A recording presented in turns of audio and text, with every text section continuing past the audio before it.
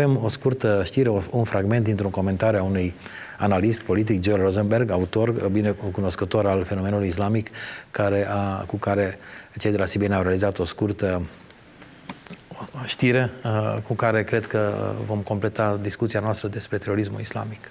Joel, your recent book, Without Warning, is about a ISIS attack on our homeland, on the Capitol, during the President's State of the Union address. Is something like this possible? Well, again, it's a novel, it's fiction, but I'm concerned that it is possible. Not just an attack against the Capitol, which of course is a symbol of our government, and Al-Qaeda tried to attack it in 9/11, but those heroes on Flight 93 downed that plane in Pennsylvania, and the plane didn't reach Washington.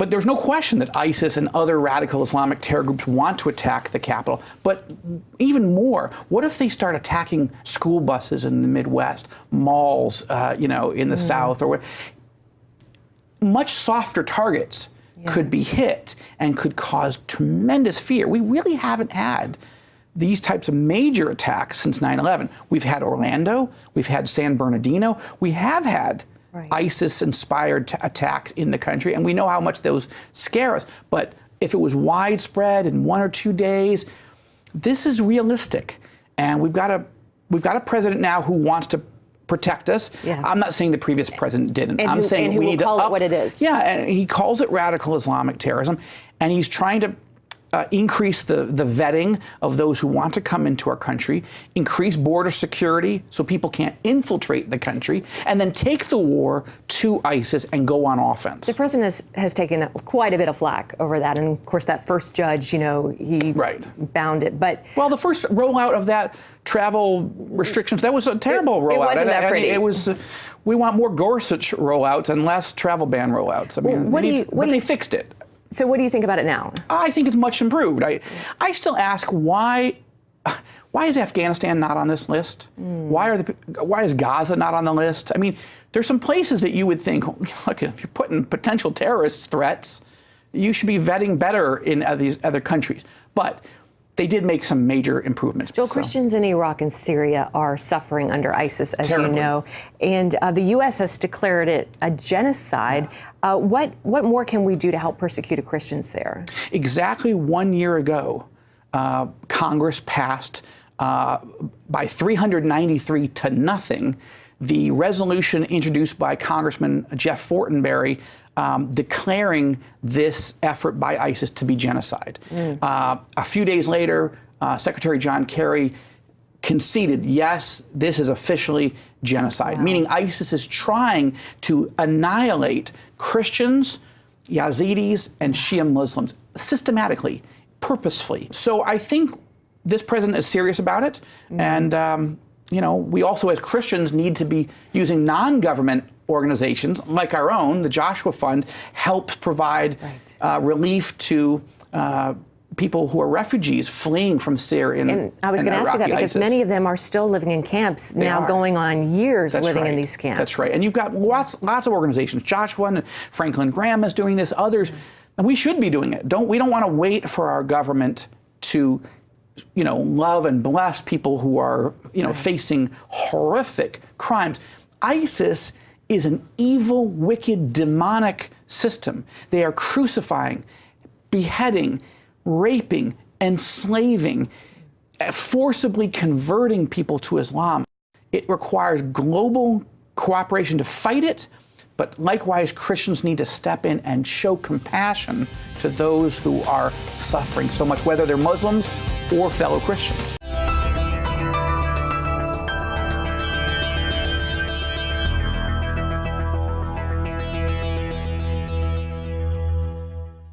Suntem la Realități și Perspective, la o discuție în această parte a emisiunii noastre despre islam. Într-adevăr, au fost două concluzii ale lui Joel Rosenberg la problematica aceasta a islamului, concluzii pe care le-ați anticipat, în aceea că trebuie găsită o formă la nivel politic de cooperare, de înțelegere, de acceptarea realității, dar și o atitudine mai clară a bisericii.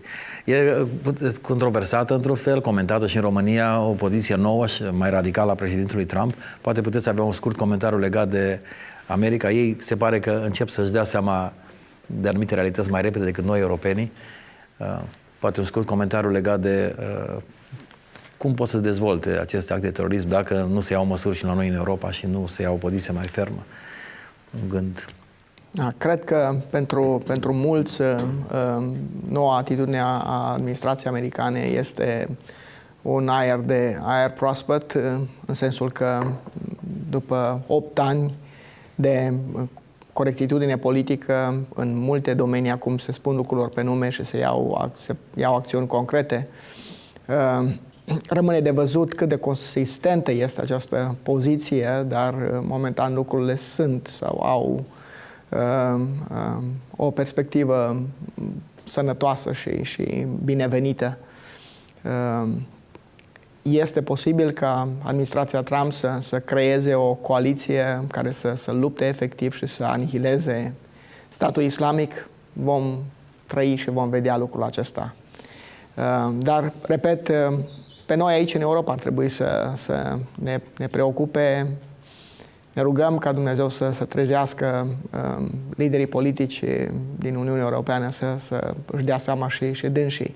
Există la momentul acesta un anume nivel de antipatie față de administrația Trump și asta și pe fondul că temerii că alegerea domnului Trump ca președinte al Statelor Unite, Brexitul de anul trecut, care a fost oficializat anul acesta, poate stimula curente naționaliste în țări din Europa, țări importante cum este Olanda, cum este Franța sau Germania, chiar Italia, țări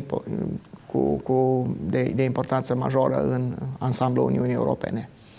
Într-adevăr, sunt păreri diverse în legătură cu noua orientare a politicii Statelor Unite ale Americii, dar vom analiza și în emisiunea noastră. Sunt păreri și păreri, sunt păreri diverse, dar în probleme care ne privesc pe noi, cum este terorismul în această fază, sigur că ne uităm cu interes, chiar înainte cu un an de zile de instalarea noii conduceri, noi administrații Trump. Iată că ei au avut curajul să spună, să declare clar, să recunoască că ISIS este un asociat cu cuvântul genocid, au folosit acest cuvânt. Noi în Europa ne-am ferit puțin, am fost mai diplomați, am folosit eufemisme, termeni puțin mai puțin. Political correctness este încă în Europa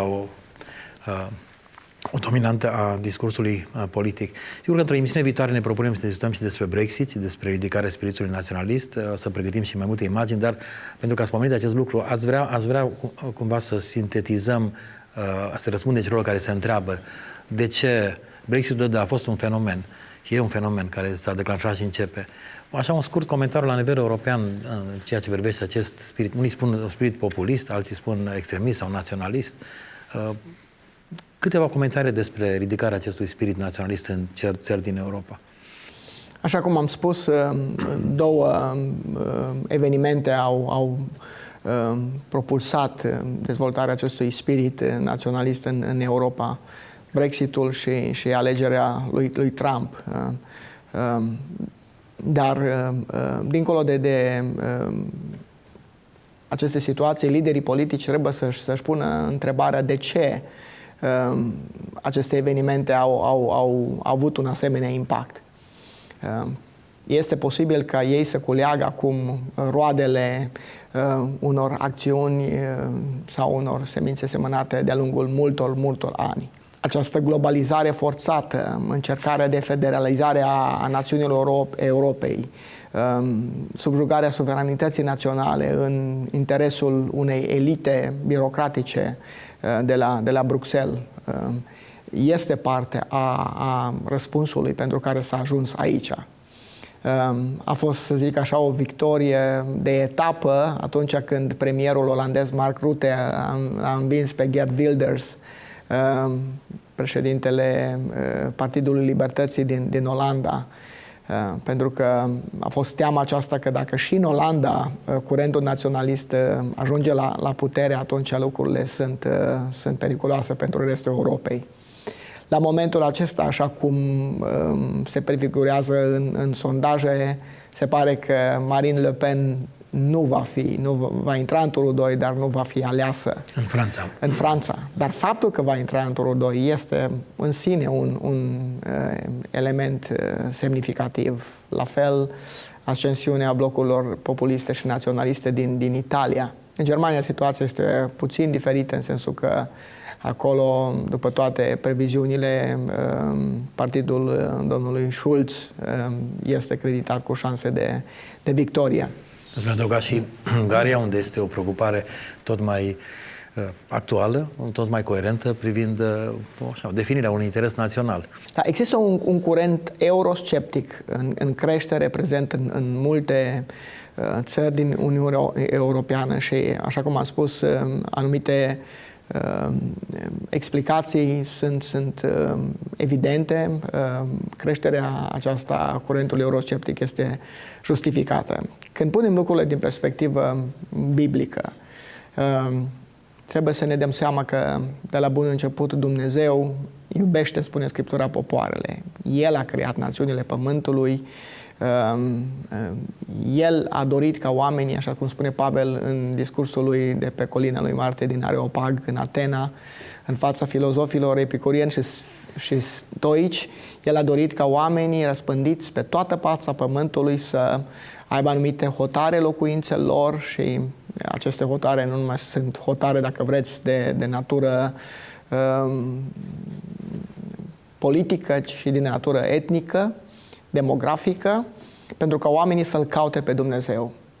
Unul din primele încercări de globalizare le găsim în Scriptură, în Cartea Genesa, în capitolul 11, atunci când oamenii se strâng să construiască un turn, da, și să-și facă un nume pe fața pământului.